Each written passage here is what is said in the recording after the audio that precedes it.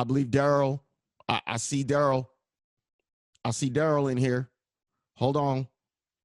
Mr. Davis. Mr. Davis, can you hear me? You're muted, though. You got to unmute yourself, or that could be me. Let me unmute you. Hold on. There you go. Mr. Davis, can I hear you? Can you hear me now? I can hear you. I love hearing that. That's like the Verizon wireless commercial. Can you hear me now? Can you hear me now? How are you doing? I am A-OK, sir. I am so appreciative. I did a little pre-warm-up for the show. This is live on Facebook in my hometown because I wanted people. There's so much going on this week that's crazy. And I'm like, this is the perfect time to have DARYL Davis on. The timing is perfect. All right. Well, I'm glad to be here. I'm so glad to have you here. First of all, I know we're going to just jump into this right away, but please tell people about yourself a little bit. Like, let people know a little bit more about you. Well, I'm 62 years old. I was born in Chicago. I've lived all over the world. I'm a professional musician. And while music is my profession, bringing races together has been my obsession. And what got you into that? You know, as a child, living overseas, every 2 years, starting at the age of 3, my dad was in the Foreign Service. So I was an American Embassy brat. You know, and my classes in school over there were multicultural. That term didn't even exist back then. My classmates were Nigerian, Czechoslovakian, French, German, Russian, Australian. So it was a plethora of different colors, and we all got along. The issue of race never came up. Never. Yes. You know, and when I would come back home here to my own country, this is back in the early 60s and stuff, I would either be in all black schools or black and white schools, meaning the still segregated or the newly integrated ones. And so when I was overseas, I was living 10 years into the future because that scenario had yet to come here. Yes. You know, and so I didn't understand, you know, I was prepared for diversity. Unfortunately, too many other people were not. And that's what led to the problem. So I was marching with an all-white Cub Scout troop. I joined the Cub Scouts. And, you know, everybody was cool with it, except for a few people somewhere down the parade route who started throwing rocks and bottles and soda pop cans at me. And now, how old were you when you were marching? I was age 10 in the 4th grade. Okay. This is in Massachusetts, a place called Belmont. And I didn't get it. I did not understand it. I could not understand how somebody could want to hurt me because of the color of my skin when they didn't even know me. You know, I never had that experience before. And the people, you know, I'd been around all over the world were of every shade of color, every hue, you name it. And we all got along. So how is it that those people on the sidewalk doing this who look just like my German friends, my French friends, my Scandinavian friends, you know, or my fellow Americans for that matter, how could they do this to me, you know? And I went to explore. So I formed a question in my head at that time, which was, how can you hate me when you don't even know me? And yes. now for the next 52 years, I've been looking for the answer to that question. So who better to ask that question of than someone who would go so far as to join an organization that has over 100 years history of practicing hating people. Now, I want you to hold on to that because I love that because the last episode I did, I actually interviewed a woman that wrote a book and it was called White Sheets. I'm going to share it up here. It was called White Sheets to Brown Babies. And I was mad I couldn't get you guys on at the same time. Her dad was actually a grand wizard of the KKK. What's her name? Her name is Yvonne Hubbard. Okay. I'm going to try and get you guys together on an individual show because I think you guys together would be able to really set, because she talks about it from being raised that way. And you talk about it from the perspective of actually like literally converting these people and getting to understand the mind frame that they're living in, that they think it's okay to hate someone of color, right? Right. Now, you had in your school, when you were first growing up, you had a diverse background, much like I have a diverse background. I grew up around everyone of color. When you said you went into 10th grade and when you went into 10th grade, you were 10 years old marching with the Cub Scouts. Fourth grade. Yes, in 4th grade. Yeah. Because I see that you're an American R&B and blues musician, right? Among other things, yeah. Yeah, well, I see you do a lot. Rock and roll, country, boogie woogie, swing, you name it. So isn't it crazy how you are playing something that we think brings everyone together, music, but now you've evolved into an activist as far as speaking out about racial disparity, because it seems sometimes it seems like a weird mix how we fall in line. No, let me explain that one to you.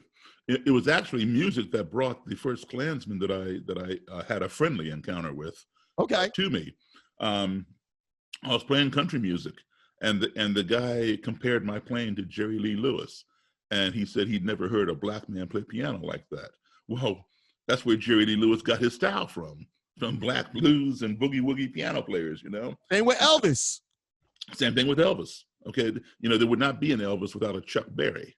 There wouldn't be the Beatles, Rolling Stones, Jimi Hendrix, anybody.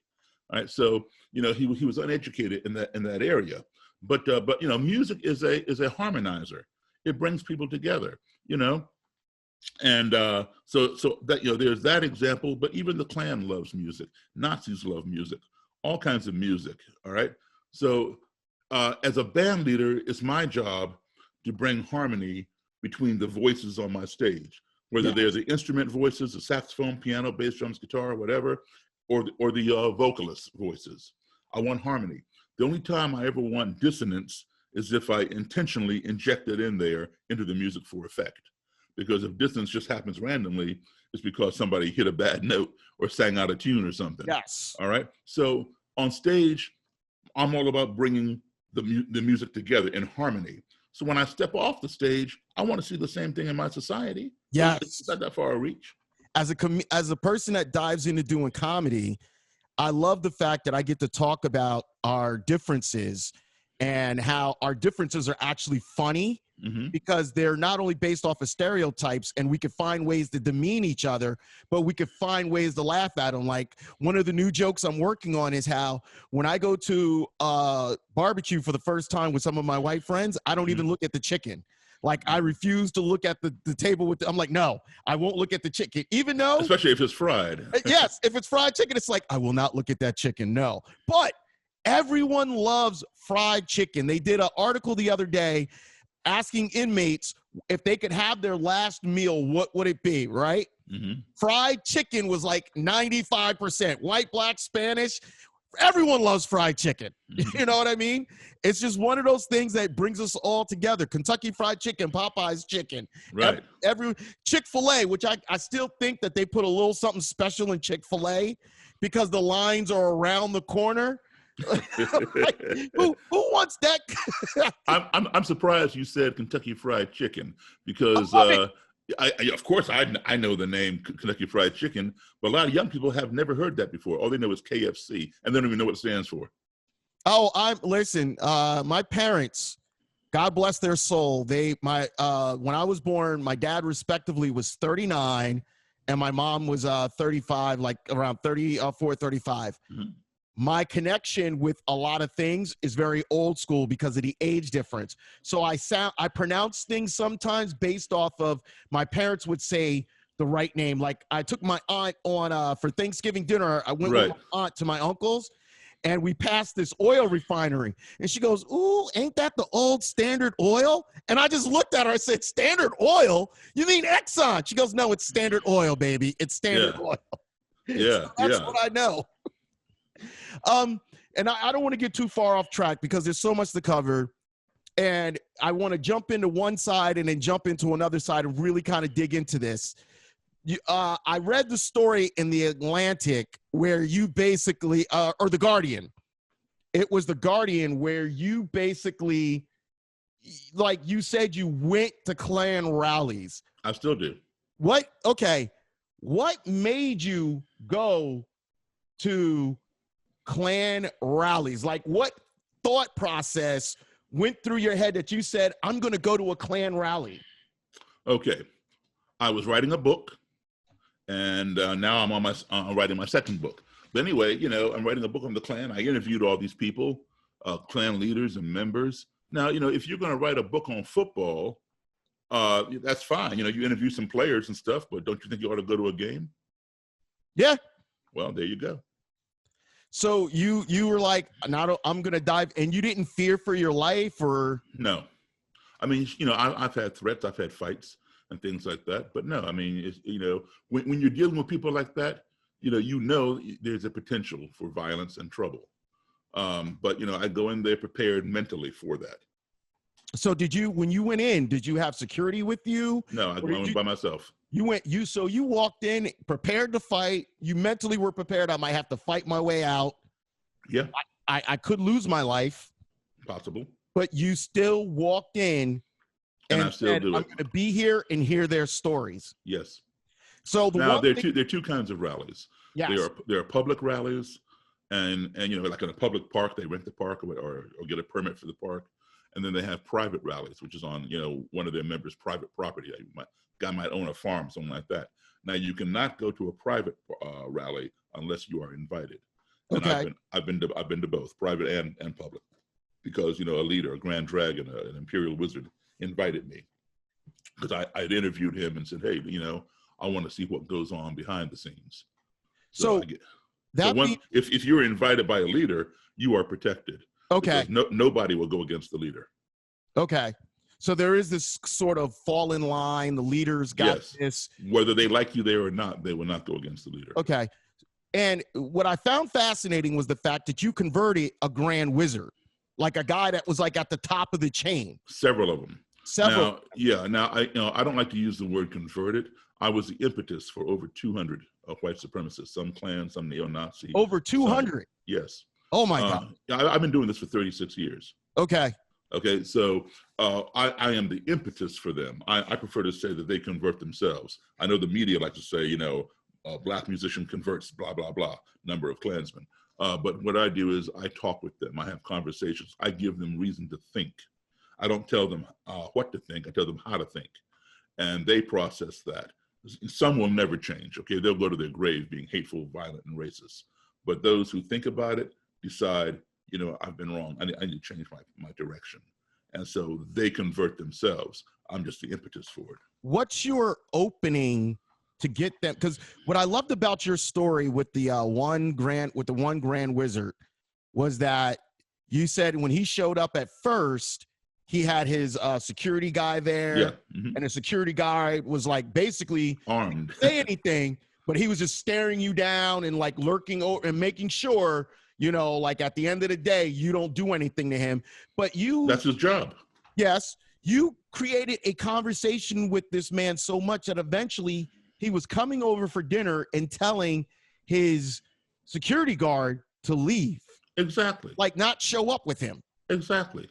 Because he trusted me. And that's what it's about. Listen, in a nutshell, ignorance breeds fear. We fear the things we don't understand, those of which we are ignorant. If you don't check that fear, that will escalate to hatred, because we hate the things that frighten us. If you don't check that hatred will escalate to destruction. We want to destroy the things that we hate. Why? Because they frighten us.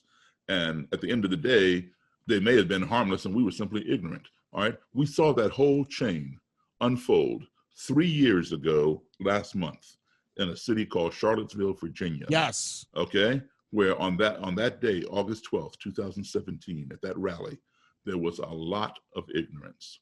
There was a lot of fear. There was a lot of hate. And guess what it culminated in? Destruction, when a white supremacist got inside his vehicle and tried to murder as many people as he could.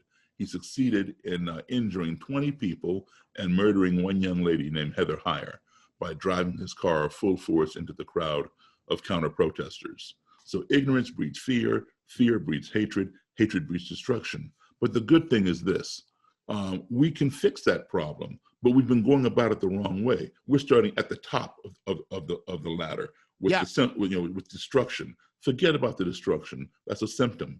Next level down, hatred. Forget about that. That's another symptom.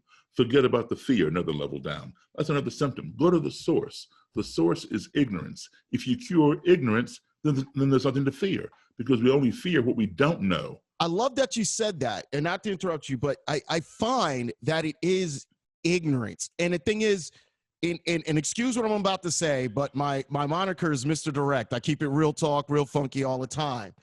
The problem is when you say it, you know, like it's at the top, it starts from the top and you got to work your way down. But we cure it working our way from the bottom up. Cure it from the bottom up. The problem is that we have people at the top that feed the fear and feed the ignorance. It's okay for you to fear black people, but yet and still, if black people say, well, I'm scared of police because of what I see, how dare you fear the police? You see what I'm saying? Yeah, absolutely. It's like, it's okay for you to fear me based off of my skin color, but you're telling me it's wrong for me to fear the police when I see the police on TV killing other blacks that look like me with no weapons or offering no type of harm to them. Because that's supremacy, all right? And that's steeped in ignorance. That's why it's important to start at the bottom, cure the ignorance, and there's nothing to fear. With nothing to fear, there's nothing to hate. With nothing to hate, there's something to destroy. And the good thing is there is a cure for ignorance. And that cure is called education and exposure. When you expose people to what they don't know, then they no longer fear, and the whole chain comes down, all right? And that goes for the police as well, okay? Yes, there is a problem with us and the police, all right? And yes, there's good reason for us to fear the police. But what we have to do is we have to bring the police to the table and cure their ignorance. Which moves back to the move that President Trump just made, saying that diversity training is divisive and un-American. That's why I said this timing is absolutely phenomenal, because that's basically what you do. You don't call it diversity and training, but that's basically what you do. You're not training them versus you're allowing them to understand how we're diverse, but we are the same. Right. You know, we might look different.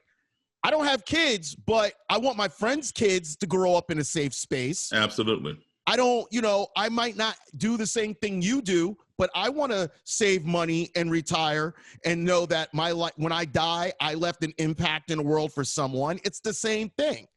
Listen, I've been to 57 different countries on 6 continents, starting as a child with my parents and now as a professional musician performing around the world. I've seen a multitude of cultures, ethnicities, colors, religions, you name it. And all of that has helped shape my perspective. I can tell you something, no matter how far I've gone from this country to the other side of the world, and no matter how many different people I've met, different cultures, religions I've encountered, when I get home at the end of the day, I can only conclude one thing. They all were human beings. Yes. And they all want the same basic 4 things that you and I want. They want to be loved, they want to be respected, they want to be heard, and they want the same thing for their family as we want for ours. And as long as we apply those principles to anybody, you should be able to navigate through society. Would you? Now, I have to ask you this. Yeah, we can cure ignorance. Yes. We cannot cure stupidity. So I have to ask you this. I love your voice. I love what you're saying. Would you take a conversation with President Trump? Sure, absolutely. I played for him many years ago. Okay. You know, long before he got into politics. But yeah, absolutely. I did not support him. In his presidential race. Do you think there's room for him to grow, or do you think he's stuck where he's at? It would take more than one conversation, but the one conversation would definitely plant a seed. But you must return and water that seed. So it would have to be which is diversity training. You have to be willing to go back, and you have to be willing to say, I've heard what you're saying, but let's continue this dialogue. Right. Let's continue to learn from each other. Let's continue to get something out of this and not leave it as just, hey, okay, I think I understand, maybe not. You know what I mean? Right. With that being said, what have you found to be the most difficult part of when you see them struggling with what they've known for years, right? And now you see them like, ooh, I never thought about it from that perspective. But then they try to lock into what they've known for years. Where do you think sometimes that struggle starts kicking in and they're really trying to move between the two before they actually flip and say, you know what, I kind of see it. I kind of get what you're saying. Okay, that happens because the wall goes up when they see you, when they see something, you know, that they do not feel is their equal. So the idea is to keep the wall down, and you do that by listening. And when you listen to somebody, you know, 9 out of 10 times, they will be compelled to reciprocate and listen to you. You know, there are those who don't want to hear you at all, shut you down. You know, they want to talk, but they don't want to listen. You know, you're going to get some of that. But if you listen to them, there's an excellent chance they'll listen to you. And that's where you have to be strategic in order to plant that seed. But listening is the key. And it's, at first, did you find it was hard to get them to listen? No. Mm-hmm. I mean, you know, I was initially, everybody knows who I am now, you know, whether they've met me or not, you know, in that movement, you know, they've heard about me. There's a documentary out on me, there's a book, et cetera, et cetera. So they know the name.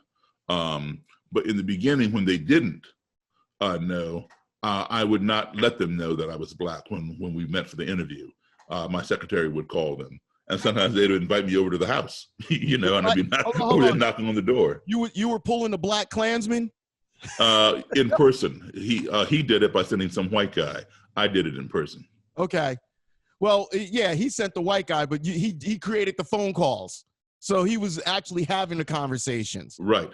But okay. I prefer to go in by myself, you know, see me. Do you think that kind of also lowered their alarm that you showed up alone? Yes, absolutely. It showed a lack of fear and more respect for them. After a while, yes. Initially, no. It created a lot of fear, and it kept them in line. It kept them in line because you're dealing with paranoia, all right? And so when I would show up alone, and there'd be 6 or 7 of them sometimes, you know, we'd be in a parking lot or a park or wherever, or I'm at their house, you know, they think either one, this Black guy is out of his mind, he's crazy, or he has somebody that we don't see, sharpshooters or whatever, posted different places. So if we get out of line, they're gonna take us out. So, you know, there's that reverse psychology going on. It's an odd reverse psychology thing going on. Like, man, he's really that crazy? He showed up on his own and didn't, okay, something else might be transpired. Exactly. He's wearing it could always be, he's wearing a wire. He's wearing a wire. He's going to hear it all. I find that fascinating. Do you find as you kept doing it, did you find that have any people in the political realms reached out to you to understand like what you're doing to 200 people, and they're all giving you their robes. They're all, you know, like calling you a friend. What I found the most amazing was the one man that I saw the video on. He literally said, I consider this man more of a brother to me than you. And these were the people he was leading, you know, and they're booing him. But I heard a couple of applause in the back. I'm like, yeah. So some people are booing. Because I was transparent. Yeah, because I was transparent. You know, I let him know I did not agree with him, but I'm willing to sit down and listen to him. What he said was, he wanted to say, we may not agree on everything, but he respects me to sit down and listen to me, and I respect him to sit down and listen to him. And that's the key. People want to be heard. You know, we don't have to respect what they say, but let's respect their right to say it. Thank you. I post in my Facebook group page all the time, and I post from the perspective of a Black man that's grown up in a white community. Mm-hmm. And I try to expose to them, it's not that I don't like growing up in this great community, but maybe you need to understand that the perspective that you have is not the perspective that people of color have. Right. You know, it's different, and we experience the world different. And I always say one of the problems is, and excuse if I sound a little off, white people that think their observation and opinion outweighs my experience. Right. And when you try to explain your experience, oh, you're a racist, you're a race baiter, And I find it struggling a bit for me to say, well, why am I not able to talk about it from my perspective and say, hey, some of the stuff you said could be found to be racist, or some of the stuff you said could be found to be, you know, antagonistic to Black people? What do you, if you address that, how do you address that to get them to understand that point? Like, hey, my experience is my experience just like yours, but you have to acknowledge my experience. Well, you know, see, one's perspective is one's reality. So you can't change somebody's reality, but you can change their perspective, and then they change their reality. Yes. Okay, so you have to, you know, go back and give them examples of stuff that they don't even realize, because, you know, most of them don't even realize they have white privilege. You know, they don't realize that. They don't see that because that's the norm for them. There's that key word that signals people out. You said white privilege, and then they're thinking, what do you mean white privilege? I'm not privileged. And I'm glad you said that. When you say that and you're explaining that, right? How do you get a poor white person to understand they still have white privilege? Because when they get pulled over and they explain why they ran the red light or why they were going 15 miles over the speed limit, there's more of a chance that they will not get a ticket. They'll get a warning. There's more of a chance we'll get a ticket or we'll get beat or something like that. And that's not to say that every cop is a bad cop or anything like that. Not by any means. Yeah. Okay. But that is our reality, and that is our perspective based on that history. There is a chance that they will get a job before we'll get a job. Look, let's give an example. Two Black men. Let's take Eric Garner, the original I Can't Breathe guy up on Staten Island, right? What was he doing? He was selling loose cigarettes. Was he breaking the law? Absolutely. In order to sell tobacco, you need a license. All right, he's selling loose cigarettes on the... Uh-oh. Daryl, you still there? Daryl, you still there? Oh, yeah, you froze for me for a second. Oh, sorry. Okay. So, so what was Eric Garner doing? He was selling, you know, loose cigarettes. Yes. Which is a non-violent crime. He should have been arrested because he's breaking the law, taken to court, and then he get a fine, and that be that. And that was a citation. That was actually not even arrested. That's a citation to go to court. Yeah. Okay. So now, but he's thrown down on the ground, you know, pinned down and choked to death on live video camera on a cell phone, right? Screaming, I can't breathe, I can't breathe. Yes. All right. And the cops were acquitted. Now, you take George Floyd. You know, we don't know if the man actually knew he had a fake $20 bill. In fact, we don't even know if that $20 bill was fake. The clerk said he perceived it to be a counterfeit. So he did the right thing, if that's what he perceived. He called the police. All right. They should have come. They should have arrested him or whatever for, if the police determined this was a fake $20 bill also, they should have arrested him for counterfeiting, let him go to a judge and jury, and then they would determine if he actually knew that that's what he was doing. Because I tell you what, I have $100 bills in my pocket. I might go and buy $15 worth of stuff, and the clerk gives me change. I'll get some 20s back. I don't know if some of those 20s are fake. Yes. And then the next time I go out to buy something, I'm going to hand somebody one of these 20s. Okay. Yeah. Not knowing it was fake. And then the cops are going to get called on me. I get it. I'll go to court. I can prove I didn't know. All right. Maybe George Floyd knew. Maybe he was doing the wrong thing and knew it. Or maybe he didn't. But we will never know that because he never had his day in court. And that's what it's about. That's called a lynch mob. Okay. Those 4 cops were comprised of a lynch mob. They were executioner, judge, and jury all in one day. All right.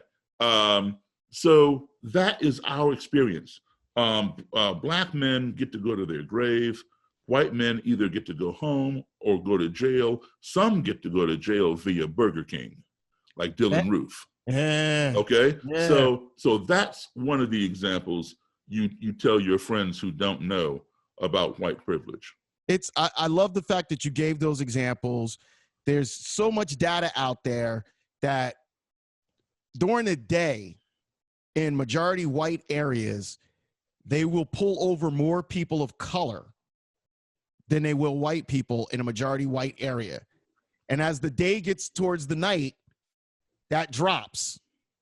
They don't pull them over just on sight. You know what I mean? Yeah. And people, and when you say that to people, like, oh no, it's not that, and but it is. It is. Most of the drug dealers I know are white. They're not black. You know, like. Well, how can you know them? Is my question.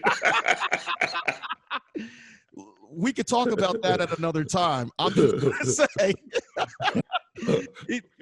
if I need it right now in New Jersey, it's still illegal. But if I need the hookup, I know it's not. I'm not going to one of my black friends. I'm going to one of my white friends. It's just there. Right. But but this person's. You ever see the movie, the TV show Weeds? No.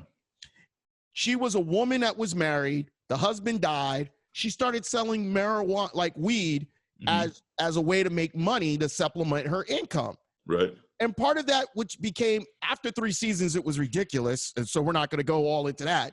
But it was, when they say movies can speak the truth, the fact that a white woman was able to run a weed, ring or whatever you want to call, this is fact of life. Because the police are not looking at her because she's a suburban mom, living in a nice area. Why would she sell marijuana? Right. And that is pretty factual. I forgot the lady's name now, but she and her son ran one of the biggest drug empires around in real life. So I mean, selling drugs is not a color thing, but what people see, their perspective.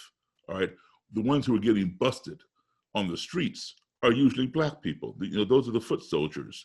But if you go back up the chain, it's usually some white person. We don't have the private jets that fly into, Colombia and wherever else and meet up with the cartels. Those are other people, namely white people, who do all that business, and they have the money to pay off the lawyers, the judges, and whatever else. It's the foot soldiers on the street. Okay, like, I asked one guy, how can you hate me if you don't even know me? And he's like, well, Mr. Davis, black people are prone to crime. You all are criminals. All you have to do is look at the prison system. There are more blacks in prison than there are white people. All right, so that's a half truth. There are indeed more blacks in prison than white people, but he's not considering the inequity of the judicial system. Thank you. Yeah, and then he goes on, but see, that's his perspective. He sees that, and that fits his narrative. Okay, so then he tells me that the black people are, and he's sitting 2 feet across from me, all right, telling me this. He was an imperial wizard. Now, and I have his robe today. But anyway, he says that black people are inherently lazy. We don't want to work. We prefer to scam the government welfare system. And then he says that black people have a smaller brain. They're born with a smaller brain than white people. And the larger the brain, the more room for intelligence, for IQ. And that is evidenced by the fact that consistently black students always score lower on the SATs than white kids. Overall, again, that is true. It's a half truth, because he's not considering the inequality in our schools and our education. Thank you. Most black kids are in school in the inner city, where the schools are not quite as qualified and up to date as the suburban schools, right? The black kids in the suburbs going to school score just as high, if not higher, than many white people. And white kids going to school in the inner city score very low. So it's the educational system, not the brain, all right? But again, he sees the results, and that fits his narrative, all right? So now I'm sitting there listening to this guy tell me this, all right? Is what he is saying offensive? Of course it's offensive. Am I offended by it? Absolutely not. And why am I not offended by it? Because what he's saying is not true. Why should I be offended by an untruth? So many people will start pushing back, and then the whole conversation would just dissolve and nothing is accomplished. So I let him go ahead and finish what he's saying. I'm confident in my own skin. I know who I am. Why would I believe a lie? This man just met me 10, 15 minutes ago, and he's telling me, just based on the color of my skin, that I'm a criminal, I'm inherently lazy, and I'm unintelligent because my brain is small. All right, so yeah, it's offensive, but I'm not offended because I know it's not true. He's not my mom or my dad. If they told me that, I might have a little more, they might have a little more credibility. They brought me into this world, right? 100%. I thought, okay, so I love what you said with that. Go ahead. Yeah, so now here's how it works. All right, I'll explain to you. It's very simple. And I can tell you this for a fact because I've done it so many times over the years. And this is the feedback that I get from them. All right.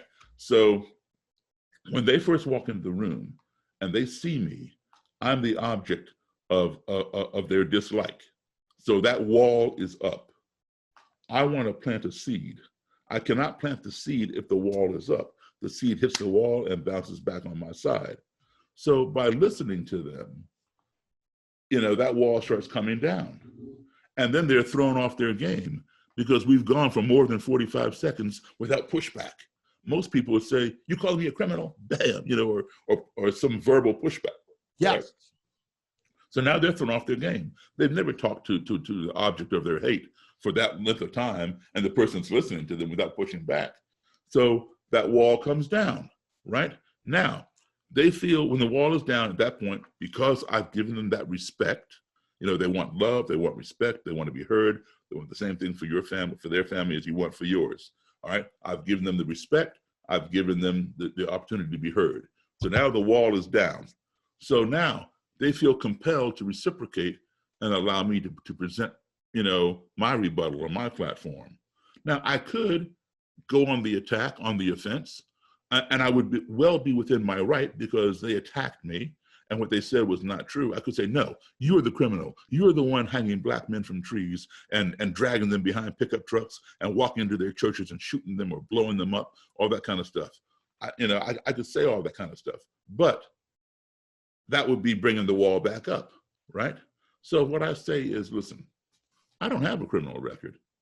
Nobody in my family has a criminal record. So I go on the defense, all right? I say, I've never been on welfare.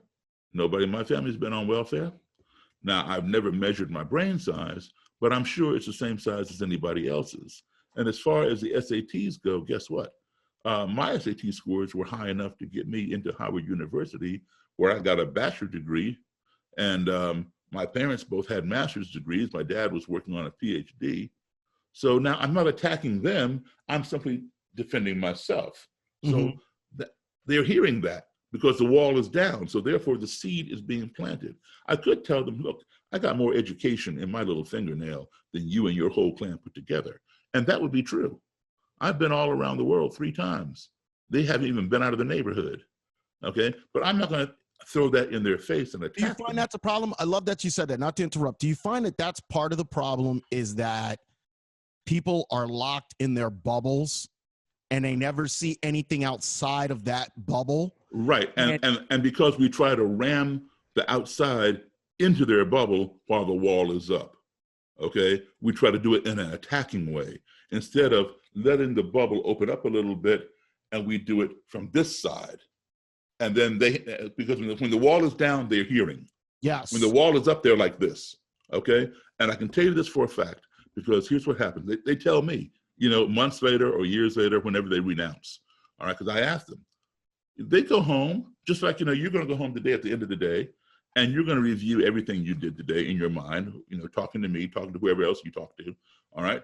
They go home and they think about it. I just sat down and had a 3-hour conversation with a black guy, and we didn't fight. That's unusual for them. So, and then they think, what he said about such and such, that makes sense. But he's black. But what he said was true. But he's black. So they're having a cognitive dissonance, all right? They know what you're saying is true because they've researched it or whatever, and they found it to be true. But they don't like the fact that the truth came from a black source. So that's a cognitive dissonance. It becomes a dilemma for them. So they have to weigh it back and forth. Do I disregard the color of that man's skin and believe what he said because it's true and I know it to be true and change my direction? Or do I consider the fact that he's black and continue living a lie? That's their dilemma. So when they decide, I'd rather go with the truth. See, they convert themselves. That's why I say I didn't convert them. I like that. Because when you force somebody to do something to compel their behavior, it only lasts but so long. But when they come to that conclusion themselves, it will last a lot longer. I love that. Does it hurt? Does it hurt to see them indoctrinating kids with that hate?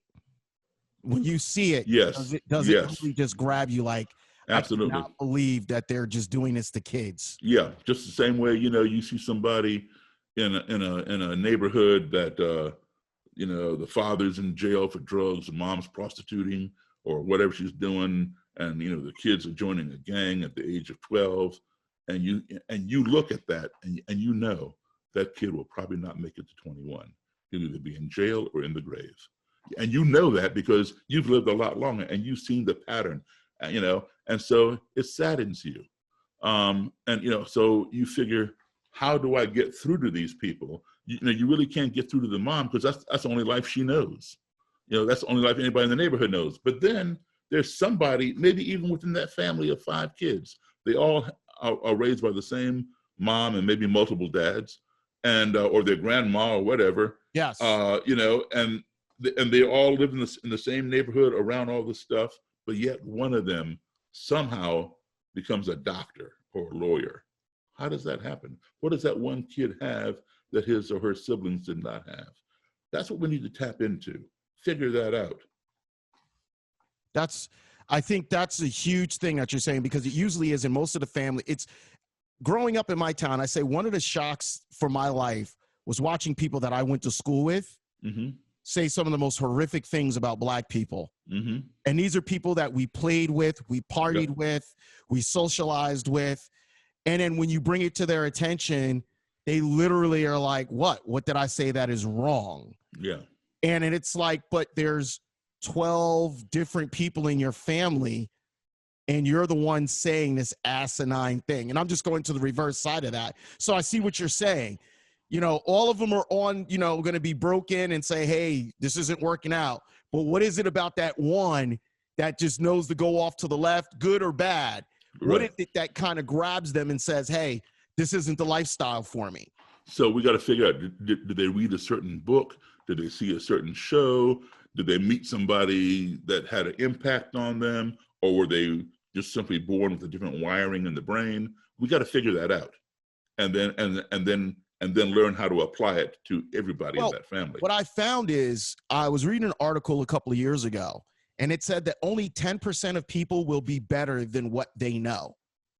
So if you grow up in an upper middle class lifestyle, you're more than likely going to end up in an upper middle class lifestyle. And being broke, because I grew up in a, very middle class, from broke middle class to middle class to upper middle class, like very in the middle class area.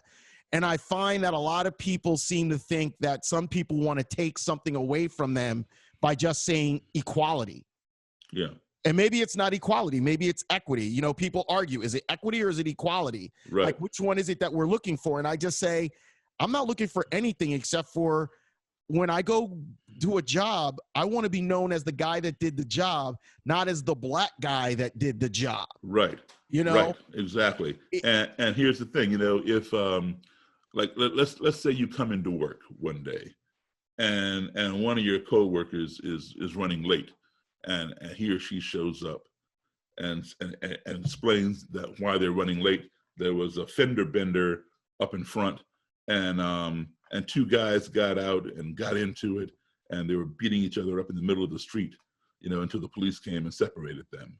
If that was a story that I just gave you, I'll guarantee you those 2 guys were white. They were white. Because if they were Black, it would have been 2 Black guys, this Black guy and this white guy got out and blah, blah, blah. They would qualify the people doing it. It's always some Black guy. Otherwise, it's always some guy.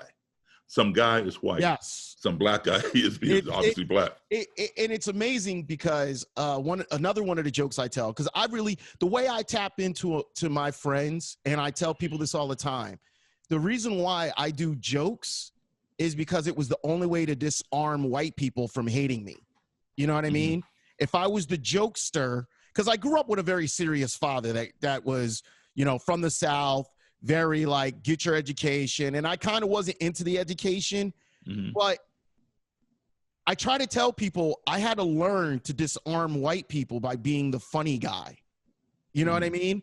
Because by being a funny guy, they could never say, well, you know, oh, he's kind of hardcore. He's, you know, whatever stigma that they have for black people, they couldn't put on me because it's like, oh, he's just a goof. You know what I mean? But the goof likes to talk about serious stuff like this. So it throws them off when I talk about stuff like this. And I said, wouldn't it be great if I had the option to just be me and not have to think about ways to disarm myself, or disarm myself, meaning like disarm them about who I am. Maybe I'm saying, but you understand what I'm saying? Yeah, well, what you're saying is exactly the theory that I just told you about. You know, the wall is up, but because, you know, you're goofing off with them, they don't feel you to be a threat, and the wall comes down. Yes. And that's when they hear, you know, what you're saying. You're saying it in kind of a funny way, but they think about it and say, you know, hey, you know, maybe he's right about this.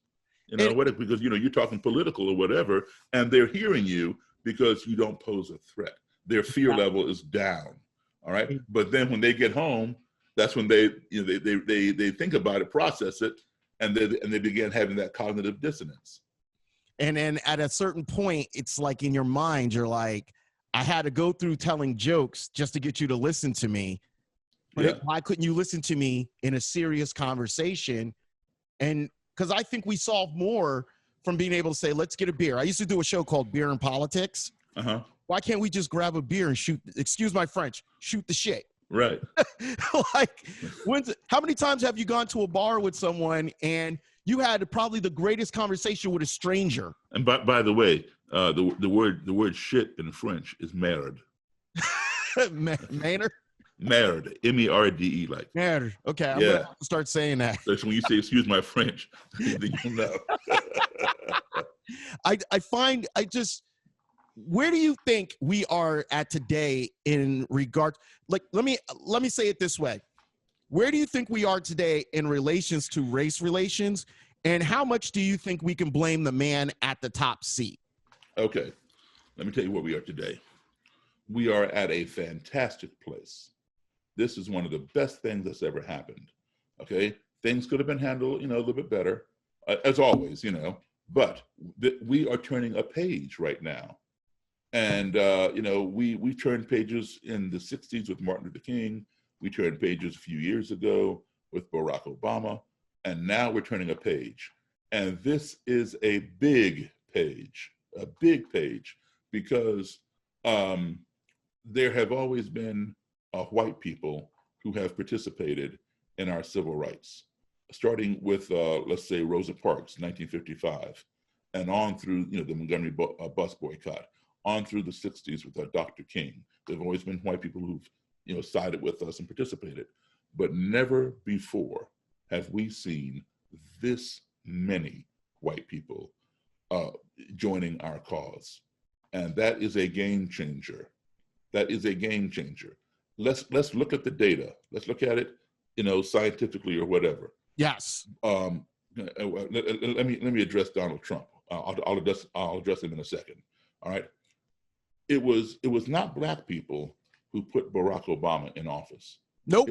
It was white people, because we only make up 12% of the population, and all 12% are not registered to vote. All 12% are not old enough to vote.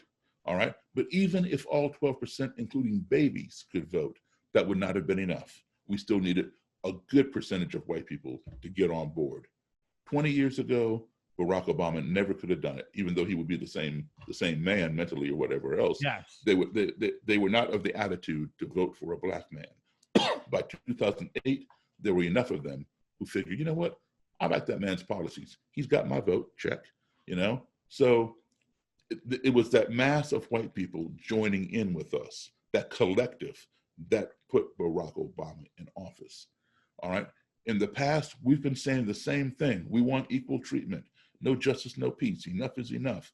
You know, we've been marching that thing since whenever, since the freedom rides, you know, coming down, you know, to integrate the bus stations and all that kind of stuff. And a lot of times the protesters were the police who put the dogs on us and the fire hoses. All right. So the powers that be, when I say powers that be, the white establishment, they'd see that, these peaceful protesters marching and wanting this and wanting that, the right to vote, whatever. They were like this. They did not want to hear us, shut us down, all right? Today, they are seeing the protests and they're seeing more people who look like them. So now they're pulling out the earplugs or else putting in the hearing aids and they're listening, okay? Yes. They are listening. And for the first time, things are changing a lot faster. If a cop were to be charged and arrested, it would take months. Today it's happening boom, boom, boom within a week. He's fired, he's charged, you know, and then he'll have his trial in a few months and probably get convicted. All right. And the ripple effect that's happening today is wider than any ripple effect we've ever seen. Yes. While these protests were geared towards the police as a result of George Floyd or hundreds of George Floyds, this is the George Floyd's straw that broke the camel's back. While the protests were geared towards the police, the ripple effect is wider than anything we've seen. NASCAR banning the Confederate flag. The state of Mississippi, of all places, taking the Confederate flag out of their flag. The order for statues to come down. Aunt Jemima, Uncle Ben changing the labels. I'm a little bit upset about Aunt Jemima, man. I don't know. My friend called me the other day and he was like, "Did you find offense with Aunt Jemima?" And I said, it was an acceptable offense, but I'd be more offended if you offered me pancakes and they suck. I mean, I was so used to Aunt Jemima being there. Like you didn't think twice about it. You know what I mean? Well, that's like saying, that, I was so used to getting whipped by my slave driver, that I didn't think twice about it. So I know it's going to happen tomorrow. It happened yesterday. It's going to happen the day after tomorrow. So I might as well get used to it, that kind of thing. But anyway, regardless, that ripple effect is wider than anything we've ever seen. What is the difference between the old marches and these new marches?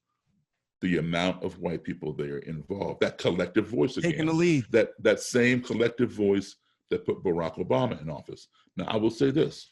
I did not support Donald Trump for his 2016 election. I will not support him in this upcoming one. But Donald Trump is the best thing that has happened to this country.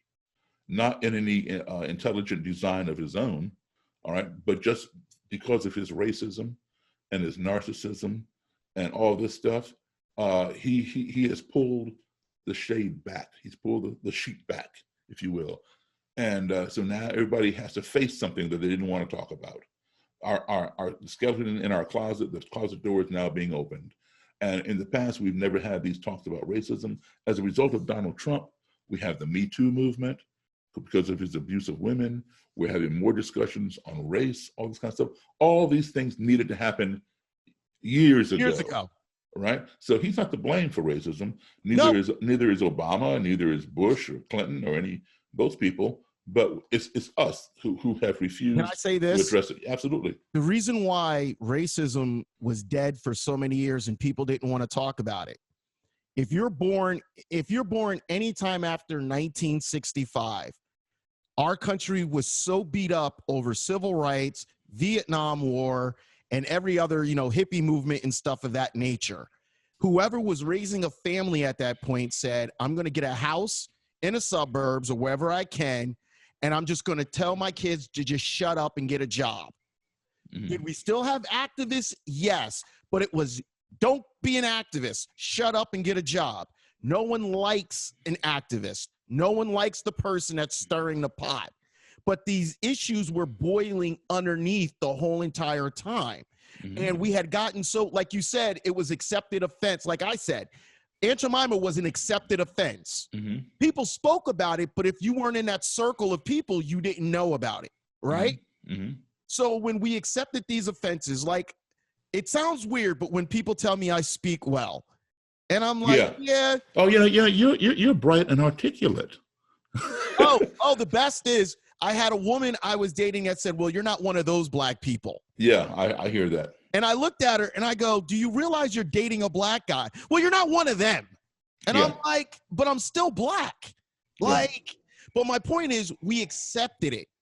So I see your point where it was, this has all been going.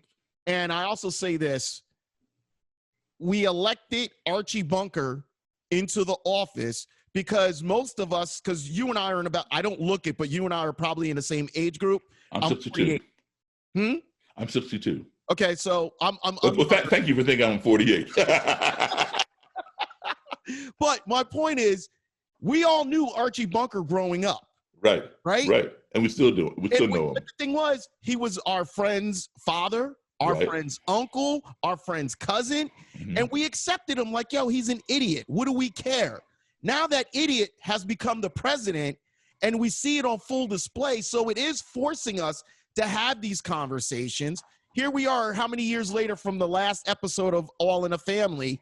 We're going on about 40 years. Yeah. And we're finally having the conversation. And part of the problem is my generation that was basically raised to don't say a word. Don't speak on things, let it go. I know you had a short amount of time. This was a great conversation. I'm not going to hold you much longer. I hope I can get you on again. I want to get Absolutely. Let's call it part 2. We'll do part 2. I want to do part 2, and I want to bring Yvonne on with you. So I'll send that to your publicist. We'll work out the arrangements because I want you both on at the same time. Thank you so much. I had so many people in my group watching. Some of them liked it. Some of them were laughing with you. You made some valid points. Thank you so much for doing this, Daryl. I really do hope we could do this again, part 2. Let's do it. Let's do it. Absolutely. Thank you for having me, man. I really, really appreciate it. Thank you, man. Enjoy your Sunday. Now I got to go tell some jokes. Okay. Take care, man. Take care, man. You have a good one. Bye-bye.